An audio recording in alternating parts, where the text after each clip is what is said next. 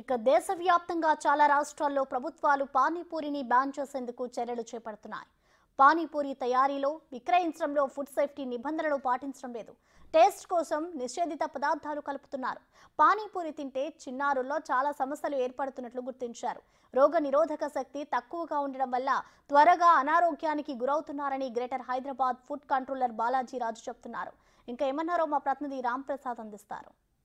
వ్యాప్తంగా చాలా రాష్ట్రాల్లో పానీపూరికి సంబంధించినటువంటి చర్చ జోరుగా కొనసాగుతూ ఉంది. వివిధ రాష్ట్రాలలో బ్యాన్ చేస్తున్నామంటూ కూడా అక్కడ ఉన్నటువంటి ప్రభుత్వాలు నిర్ణయం తీసుకునే దిశగా అయితే అక్కడ చర్చలు కొనసాగుతున్నాయి. ఎందుకంటే ప్రతిరోజు చిన్నల నుంచి మొదలుకొని పెద్దల వరకు అందరూ కూడా పానీపూరి అంటే చాలామంది ఇంట్రెస్ట్ చూపిస్తుంటారు. కానీ ఆ పానీపూరి ఏదైతే ఉందో దాన్ని ప్రిపేర్ చేయడం కానీ అది ప్రజలకు అందించేటువంటి క్రమంలో కొన్ని బ్యాక్టీరియాస్ వల్ల అయితే పూర్తి స్థాయిలో ప్రజలకు ఇబ్బందులు ఉంటాయని చెప్పేసి ఇటు ఫుడ్ సేఫ్టీ అధికారులు అయితే అంటున్నారు. ముఖ్యంగా మనం చూస్తే తెలంగాణ రాష్ట్రంతో పాటు ఇప్పటికే కర్ణాటక రాష్ట్రంలో, తమిళనాడు రాష్ట్రంలో కూడా దీనిపైన పూర్తి స్థాయిలో పానీపూరిని బ్యాన్ చేద్దామనే విధంగా అయితే అధికారుల చర్యలు ఉండబోతా ఉన్నాయి. ముఖ్యంగా తెలంగాణ రాష్ట్రంలో, ముఖ్యంగా హైదరాబాద్లో ఎలాంటి చర్యలు తీసుకోబోతున్న విషయాల గురించి అయితే జిహెచ్ఎంసీ ఫుడ్ కంట్రోలర్ ఉన్నారు. మనం మాట్లాడే ప్రయత్నం చేద్దాం. సార్ చెప్పండి, మామూలుగా పానీపూరి అనగానే అందరూ ఇష్టంగా తింటూ ఉంటారు. దానివల్ల వచ్చేటువంటి ఇబ్బందులు ఏ విధంగా ఉండే అవకాశం ఉంది సార్? ఇబ్బంది అంటే ఈరోజు మాకు ముందు నుంచి తెలుసు. జనరల్గా హైజీనిటీ తక్కువగా మెయింటైన్ చేస్తారంటే గ్లౌజెస్ వేసుకోరు వాళ్ళు.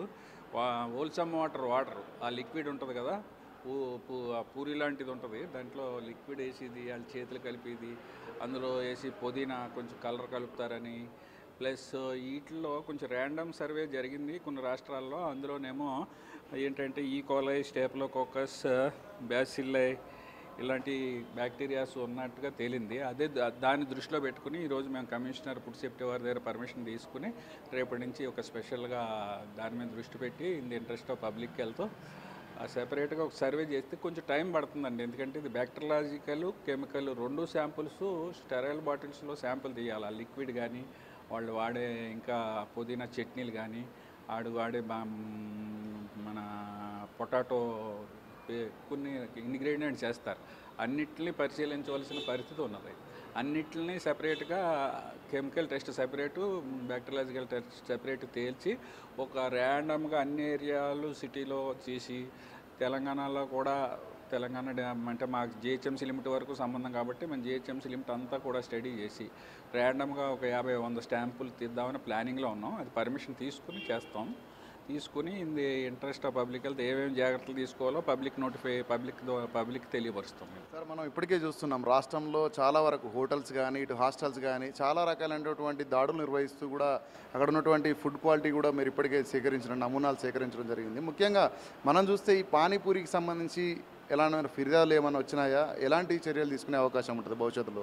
సోషల్ మీడియా ద్వారా తమిళనాడులోని, కేరళలోనే జరుగుతుంది. దాన్ని దృష్టిలో పెట్టుకుని ఇక్కడ మామూలుగా ప్రజారోగ్యం దృష్టిలో పెట్టుకుని దాన్ని కూడా ఒక సర్వే కింద టేకప్ చేస్తే బాగుంటుందని ఇప్పుడే మేము అనుకున్నాం. మా కమిషనర్ వారు పర్మిషన్ అయితే తీసుకుని కానీ చేయడానికి లేదు. సర్వే కదండి, ఇది టైం పడుతుంది. ఎందుకంటే కనీసం 10-15 రోజులు అన్న టైం పడుతుంది. వచ్చినాక రిజల్ట్ రావడానికి కూడా ఒక 15 రోజులు టైం పడుతుంది. దాన్ని సర్వే చేసి అప్పుడు వాళ్ళని ఎలాగా అలర్ట్ చేయాలి, వాళ్ళ మీద ఎటువంటి అంటే ఒకసారి చెప్పి చూస్తాం. ఎక్కడెక్కడ తప్పులు జరుగుతున్నాయో మాకు ఐడెంటిఫికేషన్ అయిపోద్ది సర్వే చేస్తే. అంటే కెమికల్ కంటామినేషన్ ఏం జరుగుతుంది, రంగులు ఏమైనా కలుపుతున్నారా, బ్యాక్టీరియాలజికల్ ఇందాక ఈకోలై తదితర బ్యాక్టీరియాలు ఏమైనా ఉన్నాయా, అలాంటివి ఉంటే ప్రజల ఆరోగ్యం ఇంటెస్టైనల్గా బాగా డిస్టర్బ్ అయిపోతుంది. పిల్లలు మరీ ఎఫెక్ట్ అయిపోతారు. ఎక్కువగా మోషన్స్, డయేరియా అలాంటివి వచ్చే అవకాశం ఉంది. ఒక్కోసారి ఫుడ్ పాయిజన్ అయ్యే అవకాశం కూడా ఉంది. కాబట్టి దయచేసి కలర్ కలిపినట్టు అనుమానం ఉన్న ఆడి చేతులు గ్లౌజ్ లేకుండా లోపల పెట్టి కుండ లాంటి దాంట్లో పెట్టి లిక్విడ్ పెట్టి చేతితో హ్యాండిల్ చేసిన అక్కడ అపరిశుభ్రంగా ఉన్న ప్రజలే అక్కడ తినకుండా ఉండి మంచిగా ఉన్న దగ్గర తింటే బెటర్ అని మా ఉద్దేశం. అంటే మనం చూస్తున్నాం సార్, తెలుగు రాష్ట్రంలో పానీపూరికి కూడా చాలా ఆదరణ ఎక్కువగా ఉంటుంది. మనం చూసినాం గతంలో తెలుగు రాష్ట్రాలు అంటే ఆంధ్రప్రదేశ్లో కూడా ఒకే కుటుంబంలో 2 పిల్లలు కూడా చనిపోవడం జరిగింది. డయేరియాకి సంబంధించినటువంటి ఇబ్బందులు కూడా వస్తున్నాయి. క్యాన్సర్ కూడా వచ్చే ప్రమాదం ఉంటుంది. ఈ క్రమంలో మీరు ఏ విధమైనటువంటి సలహాలు ఇస్తారు ప్రజలకి? క్యాన్సర్ అంటే అందులో వాడిన కెమికల్ పదార్థం ఏదైనా ట్రేస్ అయ్యి అది ఎలా చెయ్యన కెమికల్ ఏదైనా ఉండి కార్సిజోనిజెనిక్ అని అంటామండి.